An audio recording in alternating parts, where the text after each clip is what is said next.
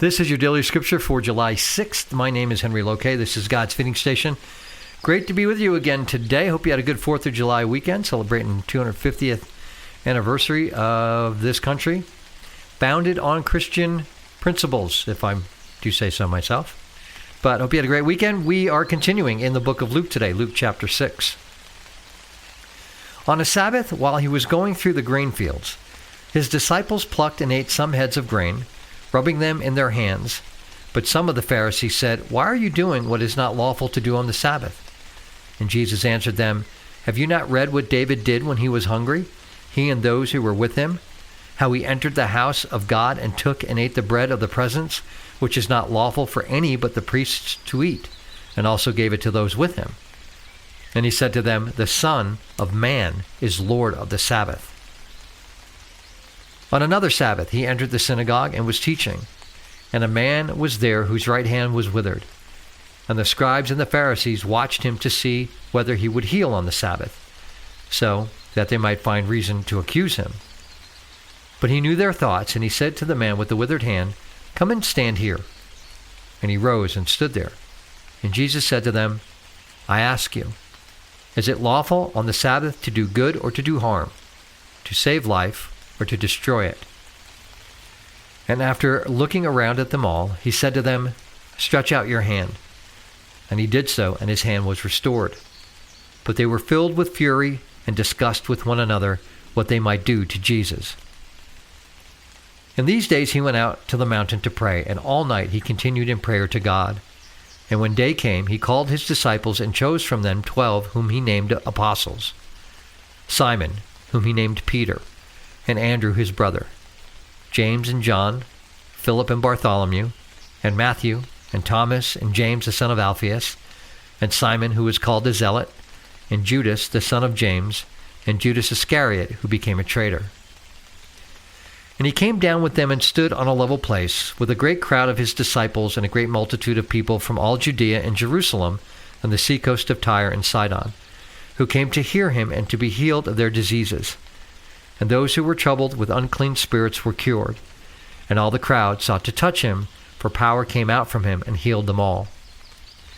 And he lifted up his eyes on his disciples and said, "Blessed are you who are poor, for yours is the kingdom of God.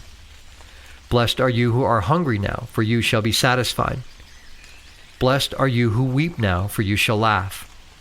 Blessed are you when people hate you, and when they exclude you and revile you and spurn your name as evil on account of the Son of Man. Rejoice in that day and leap for joy, for behold, your reward is great in heaven, for so their fathers did to the prophets. But woe to you who are rich, for you have received your consolation. Woe to you who are full now, for you shall be hungry. Woe to you who laugh now, for you shall mourn and weep. Woe to you when all people speak well of you, for so their fathers did to the false prophets. But I say to you who hear, love your enemies, do good to those who hate you, bless those who curse you, pray for those who abuse you. The one who strikes you on the cheek, offer the other also, and from one who takes away your cloak, do not withhold your tunic either. Give to everyone who begs from you, and from one who takes away your goods, do not demand them back. And as you wish that others would do to you, do so to them.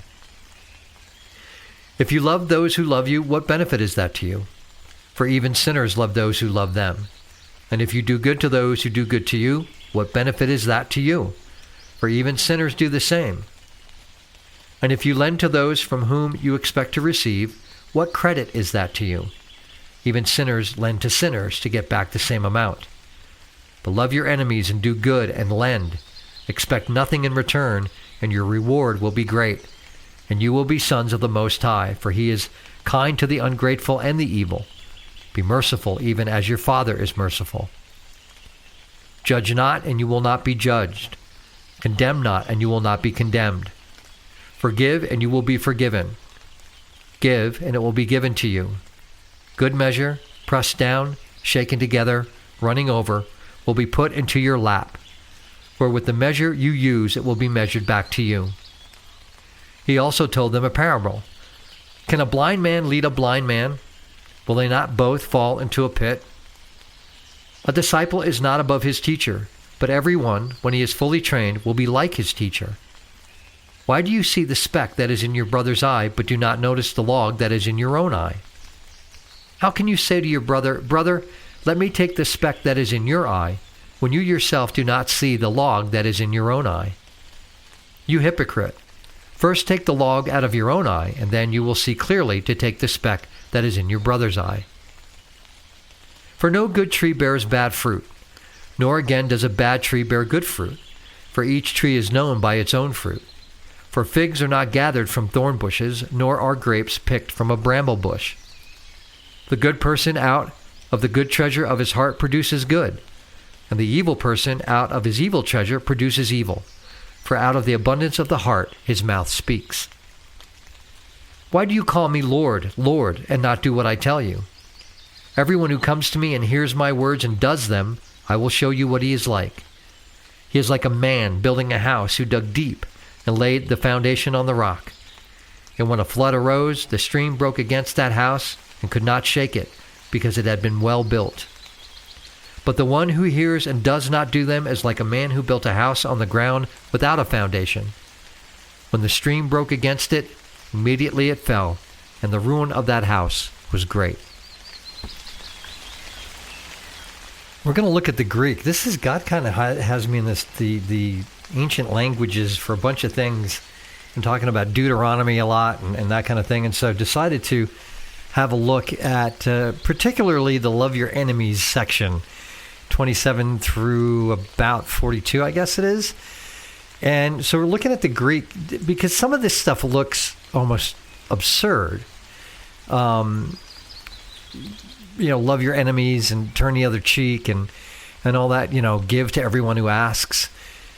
It just seems almost ridiculous in some sense if you take it at face value. But we have to look at what's really being said here. So we look at love your enemies in verse 27. The Greek word used here, and I'm not going to try to pronounce all these Greek words today. You can go look these up. Like Blue Letter Bible is a great resource. But here, agapo love is agapo is agapao is what's used here, not phileo.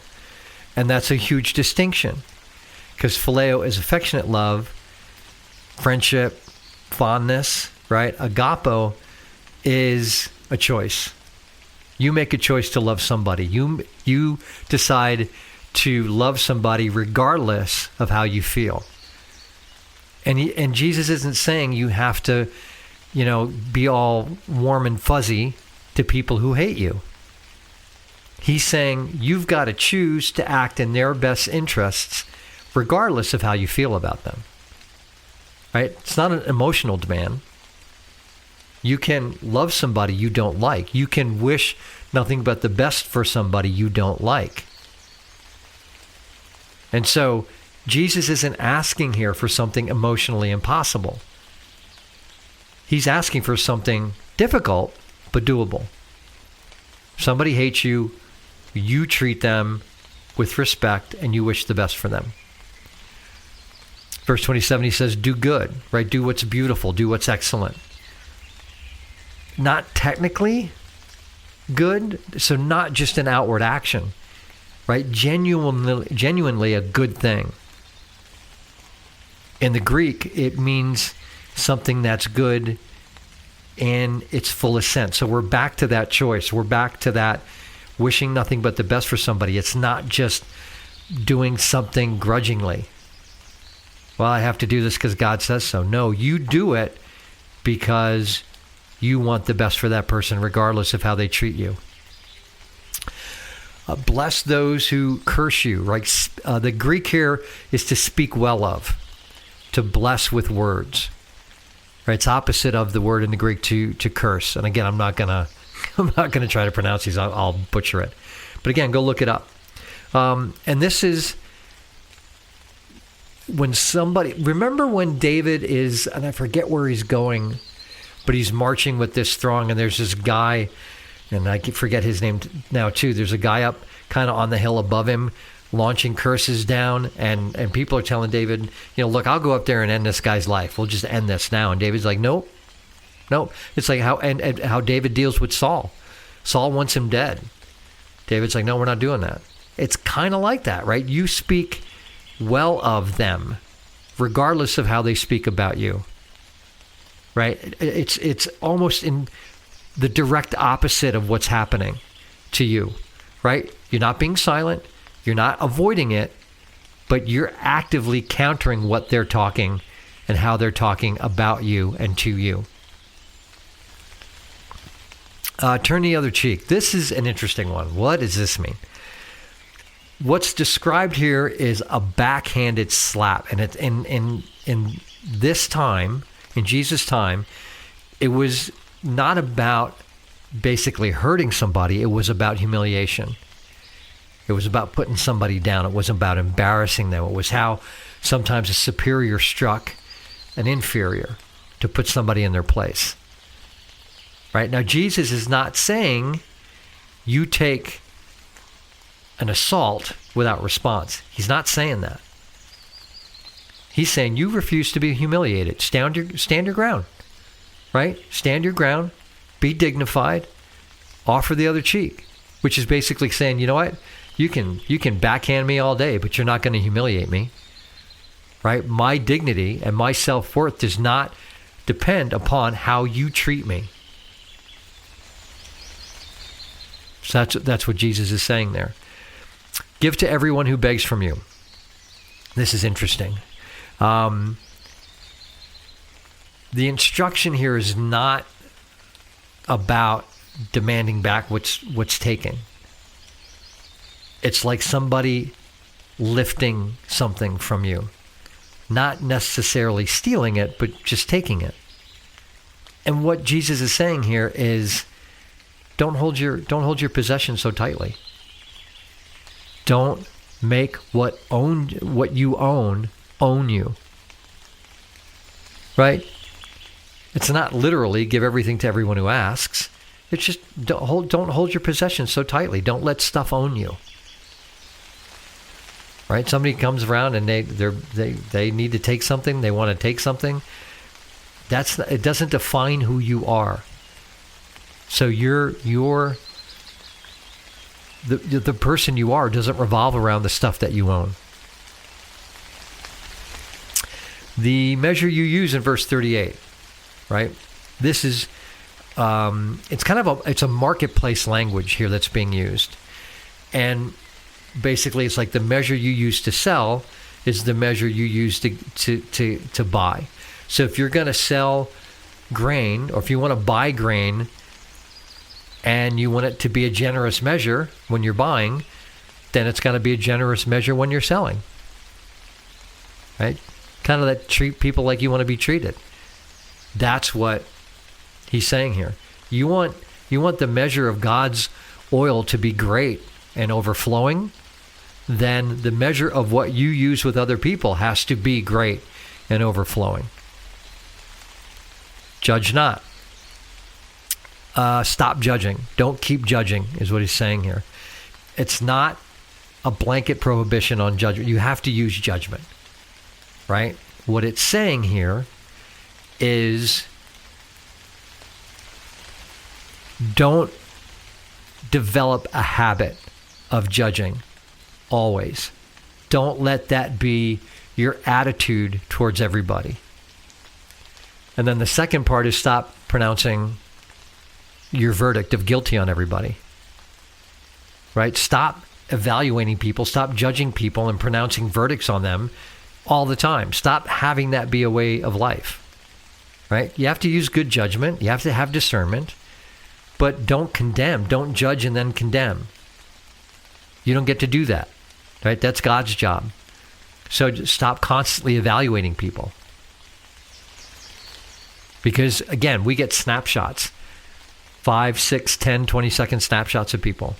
We don't get enough information to judge rightly. Only God can do that because God sees the heart.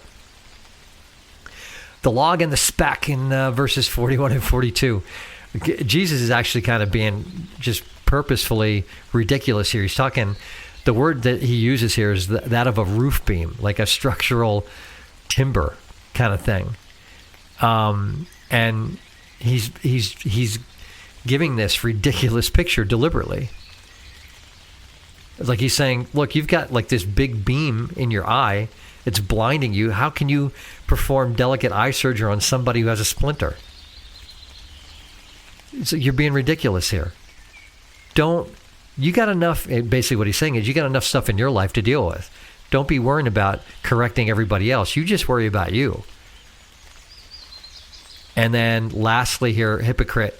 The Greek, the word literally means to be an actor, somebody playing a role on stage. And you see a lot of people like this. I call them Sunday Christians.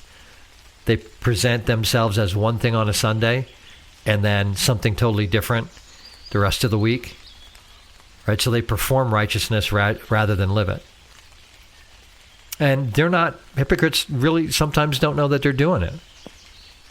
They think that what they're doing is reality when in fact it's not. They're just playing a part. And so that's talking here. And what comes from doing this, you get a more practical application rather than this idealistic thing that we've been taught that this says, right? Jesus isn't being idealistic. He's being realistic. He says, you act in everybody else's best interests. You don't define, you aren't defined or diminished by how people treat you. You're not defined by your possessions. You want people to be generous toward you, you be generous toward them. Stop the habit of judging and rendering verdicts on everybody. And deal with your own garbage before you try to deal with everybody else's. I mean, it's still demanding, but it's way more possible than, the idealistic thing we sometimes come away with. And it's important to do that. It's important to get the meaning of the words, because sometimes when we read this passage, like, yeah, dude, you don't know the people I'm dealing with on a daily basis. And Jesus says, yeah, I do. Pharisees drove me nuts, but I would have loved for them to have been saved, to have accepted me as Messiah, to recognize who I was. I'm sure that's what's in Jesus' heart. But, unfortunately it didn't work out that way. But Father, forgive them, for they don't know what they're doing. It's a huge line when you think about this passage and then what Jesus said on the cross. He put all of this into practice in his life while he was here. And so he practiced what he preached in a big way. Have a wonderful rest of your day, and Lord willing, we'll chat tomorrow. Take care. Bye-bye.